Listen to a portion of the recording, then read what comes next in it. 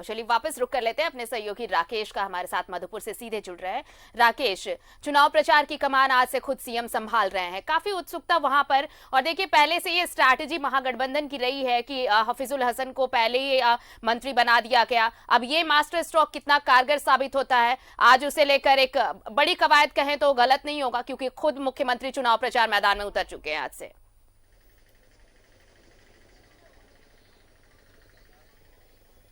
नहीं, बिल्कुल। देखिए, मुख्यमंत्री आज से लेकर 14 अप्रैल तक लगातार मधुपुर में ही कैंप करेंगे।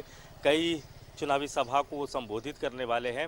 तो कहीं ना कहीं झारखंड मुक्ति मोर्चा के अंदर जो प्रत्याशी है हफीजुल हसन अंसारी, उनके अंदर कह ले या फिर महागठबंधन के कह ले, एक ज़रूर उत्साह का संचार होगा मुख्यमंत्री के आने से, उनके कैंप करने से। और जहाँ तक बात है कि मुख्यमंत्री आज चूँकि आज ही पहुंचेंगे, तो आज एक चुनावी सभा को वो संबोधित करेंगे। इसके अलावा रोज़ उनका कार्यक्रम यहाँ तय किया गया है। तो कहीं ना कहीं पूरे झारखंड मुक्ति मोर्चा के लिए जो मधुपुर की सीट है, ये प्रतिष्ठा की सीट है। मुख्यमंत्री हेमंत सोरेन के लिए कहीं ना कहीं ये प्रतिष्ठा से जुड़ा हुआ सीट है कि जिस तरीके से उन्होंने मास्टर स्ट्रोक चला और उस पर वो कितना खरा उतर पाए, इसका जो जवाब है मधुपुर की जनता देगी। तो उनके लिए प्रतिष्ठा की सीट है, प्रतिष्ठा का विषय है। यही वजह है कि मुख्यमंत्री इस पूरे चुनाव को लेकर बेहद गंभीर है, पूरी यूपीए गंभीर है, पूरी झारखंड मुक्ति मोर्चा गंभीर है। और आपने देखा होगा कि तमाम तरह के एक्सरसाइजेज इस सीट को जीतने को लेकर, हैट्रिक लगाने को लेकर यूपीए की तरफ से की जा रही है। महागठबंधन के तमाम बड़े नेता यहाँ कैंप कर चुके हैं। जो सरकार में जो कैबिनेट उनके सहयोगी हैं, वो तमाम मंत्री जो है वो यहाँ कैंप कर चुके हैं। चाहे रामेश्वर उरांव की बात कर ले, बादल पत्रलेख की बात कर ले, इसके अलावा जोबा मांझी की बात कर ले, चंपई सोरेन की बात कर ले, तो ऐसे तमाम बड़े चेहरे मधुपुर में पहले से ही कैंप कर चुके हैं। और लगातार जनसंपर्क किया जा रहा है, अपने प्रत्याशी के पक्ष में चुनावी सभा की जा रही है। और इस तपिश भरी गर्मी में भी आरती खूब पसीना आप कह सकते हैं कि यहाँ बहाया जा रहा है। दूसरी तरफ अगर आप एनडीए की बात करें, अगर आप बीजेपी की बात करें, तो बाबूलाल मरांडी 3 तारीख से ही यहाँ मौजूद हैं।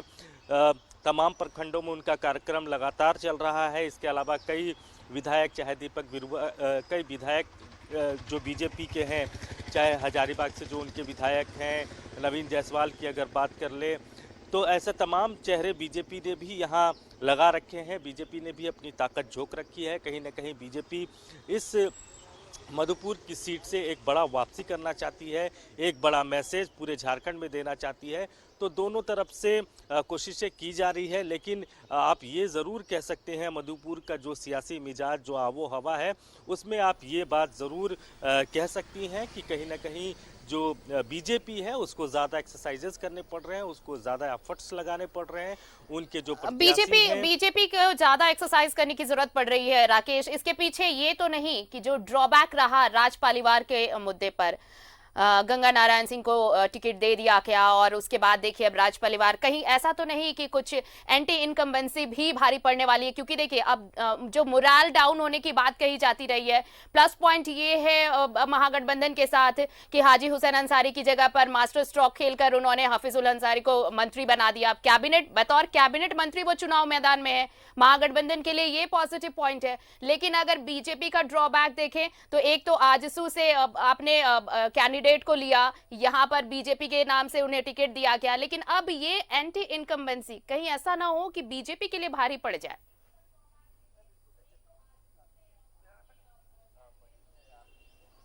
नहीं, बिल्कुल। देखिए, बीजेपी के सामने चुनौतियां बड़ी है आरती, क्योंकि एक तो राज परिवार जो कि उनके पूर्व के यहाँ से उम्मीदवार रहे, 2 बार वो बीजेपी के टिकट पर यहाँ से चुनाव भी जीत कर आए, सरकार में मंत्री भी बने। लेकिन इस बार बीजेपी ने उनका टिकट काटकर एक नए चेहरे पर दाव लगाया है। तो उस बात को लेकर जो उनके जो समर्थक हैं राज परिवार के, या फिर खुद राज परिवार, उनमें कहीं ना कहीं नाराजगी है। और जब कल बाबूलाल मरांडी से इन संदर्भ में मेरी बातचीत हो रही थी आरती, तो उन्होंने भी इस बात को स्वीकारा कि पार्टी के हित में या फिर संगठन के हित में ये चीज़ें होती हैं राजनीति में। और अगर राज परिवार अगर नाराज है तो उनकी नाराजगी स्वाभाविक है, उनसे बातचीत की गई है और वो उनको मनाने की कोशिश की गई है। कहीं ना कहीं वो भी चुनाव प्रचार में आएंगे, लेकिन जो जानकारी मिल रही है राज परिवार इस पूरे चुनाव से अपने आप को किनारा कर चुके हैं, वो मधुपुर में मौजूद भी नहीं है। तो कहीं ना कहीं नाराजगी है और ये नाराजगी कितना खामियाजा बीजेपी को भुगतना पड़ सकता है, इसके लिए जो 17 तारीख का जो मतदान है उसमें वो चीज़ दिखाई पड़ेगा। दूसरी जो एकजुटता की बात है, जिस तरीके से इस पूरे चुनाव में आपने देखा होगा कि यूपीए जो है पूरी एकजुट है। सरकार के तमाम कैबिनेट के मंत्री यहाँ मौजूद हैं, कांग्रेस ने पूरी ताकत एक तरीके से झोंक दी है, आरजेडी के भी मंत्री यहाँ मौजूद हैं, उनके भी कार्यकर्ता लगातार यहाँ कैंप कर रहे हैं, चुनाव प्रचार कर रहे हैं। लेकिन ये एकजुटता कहीं ना कहीं बीजेपी और आसू के बीच नज़र नहीं आ रहा है। एक जो तलखी थी वो तलखी बरकरार है उनके प्रत्याशी को लेकर, या क्या इंटरनल वजह है ये तो बात अभी तक सामने नहीं आ पाई है। लेकिन बाबूलाल को उम्मीद है कि जब जिस नेता की ज़रूरत होगी, अगर सुदेश महतो की भी ज़रूरत होगी यहाँ या आसू के दूसरे नेता की ज़रूरत होगी, तो चुनाव प्रचार के लिए आएंगे। बीजेपी और आसू के बीच में कहीं कोई गिला शिकवा है नहीं, तो ये अपने तरीके से बाबूलाल चीज़ों को रख रहे हैं। लेकिन सच्चाई ये है कि अब तक आसू का कोई नेता यहाँ प्रचार के लिए नहीं पहुँचा है, तो कहीं ना कहीं बीजेपी के लिए बेचैनी है। और यही वजह है कि गंगा नारायण जो उनके प्रत्याशी हैं, उनको थोड़ा ज़्यादा एफर्ट्स लगाना पड़ रहा है, उनको थोड़ा ज़्यादा एनर्जी लगाना पड़ रहा है। लेकिन चुनाव है, जब तक नतीजे नहीं आ जाते हैं आप कुछ कह नहीं सकती हैं।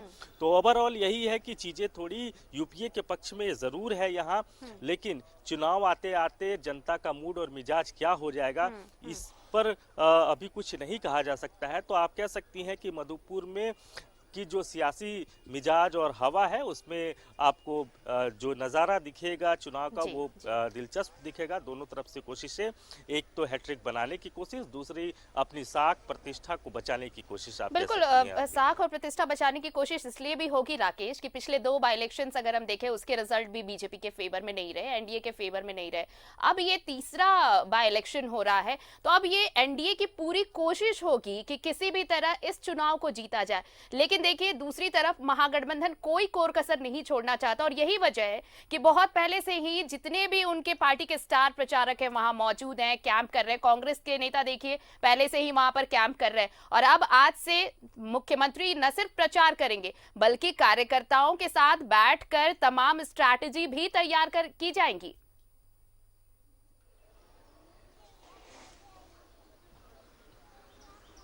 नहीं, देखिए प्रेशर तो है बीजेपी के समझ, क्योंकि बैक टू बैक अगर आप देखें, आप दुमका देखें, बेरमो देखें, तो बीजेपी की करारी शिकस्त हुई दोनों उपचुनाव में। और उपचुनाव के अगर इतिहास को देखें अब तक आरती, तो बीजेपी के पक्ष में चीज़ें रही नहीं है। 1-2 चुनाव ही बीजेपी अब तक यहाँ जीत पाई है, और ज़्यादातर जो चुनाव रहे हैं या तो वो झारखंड मुक्ति मोर्चा के खाते में गया है या कांग्रेस के खाते में गया है। तो उसी तरीके की उम्मीद झारखंड मुक्ति मोर्चा को यहाँ भी है। उनको लगता है कि राजनीतिक तौर पर दिवंगत हाजी हुसैन अंसारी का जो कद रहा, जिस तरीके से उन्होंने मधुपुर को लेकर काम किया, और अब एक सही वक्त है हाजी हुसैन अंसारी को श्रद्धांजलि देने का, और मधुपुर की जीत ही हाजी हुसैन अंसारी के लिए एक सच्ची श्रद्धांजलि होगी। तो ये चीज़ें रखने की कोशिश झारखंड मुक्ति मोर्चा की तरफ से की जा रही है, उनके प्रत्याशी की तरफ से की जा रही है। दूसरी ओर बीजेपी कहीं ना कहीं एक बड़ा कमबैक करना चाहती है यहाँ से। और आपने देखा होगा कि जब से बाबूलाल मरांडी बीजेपी के साथ जुड़े, 2 उपचुनाव हुए, दोनों हार गए। दीपक प्रकाश को प्रदेश अध्यक्ष की जिम्मेवारी मिली, उनके कार्यकाल में दोनों उपचुनाव वो हार गए। तो उनकी भी प्रतिष्ठा, मान सम्मान कहीं ना कहीं इस चुनाव से जुड़ा हुआ है। बाबूलाल मरांडी की स्वीकारता भी इस चुनाव से आप कह सकती हैं कि जुड़ा हुआ है। पार्टी के अंदर में अभी तक उस तरह की स्वीकारता उनको मिली नहीं है। तो यहाँ से अगर बाबूलाल मरांडी एक सीट अगर बीजेपी के झोली में देते हैं तो बाबूलाल मरांडी का अपना कद भी बढ़ेगा और पार्टी के अंदर में उनकी स्वीकारता भी बढ़ेगी। यही वजह है कि बाबूलाल मरांडी यहाँ लगातार कैंप किए हुए हैं। 3 तारीख से ही वो यहाँ जमे हुए हैं। कई विधायक बीजेपी के जो आसपास के क्षेत्र से हैं, चाहे सारठ की बात कर ले, हजारीबाग की बात कर ले, रांची जो कांके हैं उनके विधायक उनकी बात कर ले जी तो जी ऐसे कई चेहरे जो है बीजेपी ने यहाँ लगा रखा है, लेकिन वो जोर और वो जो जज्बा, वो एनर्जी जो होना चाहिए, उसमें कहीं ना कहीं थोड़ी कमी नजर आ रही है। लेकिन जैसे जैसे चुनाव का रंग चढ़ेगा, आपको वो एनर्जी दोनों तरफ से देखने को मिलेगी और खासतौर पर मुख्यमंत्री के आ जाने से कहीं ना कहीं मोराल जो है झारखंड मुक्ति मोर्चा का, महागठबंधन का, वो आपको आज से और ज्यादा हाई नजर आने लगेगा यहाँ। बिल्कुल, दोनों तरफ की जो एनर्जी लेवल है वो कहीं ऐसा तो नहीं राकेश की चुनाव से पहले उसकी चीजें तस्दीक कर रही हो कि क्या होने वाला। फिलहाल ये जनता का मूड बताएगा जब वोटिंग होगी और रिजल्ट आएगा। बहुत बहुत शुक्रिया हमारे साथ जुड़ने के लिए, तमाम जानकारी साझा करने के लिए। तो मधुपुर से हमारे सहयोगी राकेश तमाम बातचीत के लिए जुड़े थे।